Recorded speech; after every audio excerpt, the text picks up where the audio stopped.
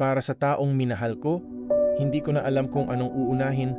Kung isipin ngayon ang magalit dahil sa bigla mong paglalaho o ang mangulila sa mga panahong kasama pa kita. Ang hirap lang kasing isipin na dumating sa puntong naging tahimik ka na lang ng tuluyan, gayong noong mga panahong sabay nating hinaharap ang bawat araw. Ramdam na ramdam ko ang sinasabi ng mga mata mo. Nagtanong ako sa sarili ko ng paulit-ulit. May nasabi ba ako? May nagawa ba akong mali? O sadyang napagod ka na lang at piniling lumayo ng walang paalam? Masakit. Kasi ang hirap tanggapin na yung taong dati ay walang palya kung mga musta. Ngayon ay parang estranghero na lang nadadaan sa buhay ko. Ang hirap ipilit ang sarili sa isang tao na piniling maging bingi at bulag sa mga tanong ko.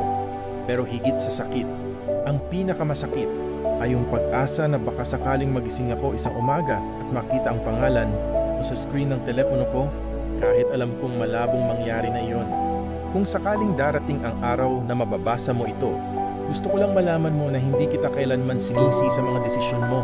Minahal kita ng totoo, sa paraang alam ko at sa abot ng makakaya ko. Kung kinailangan mo munang lumayo para sa sarili mo, igagalang ko iyon kahit ang hirap-hirap lunukin.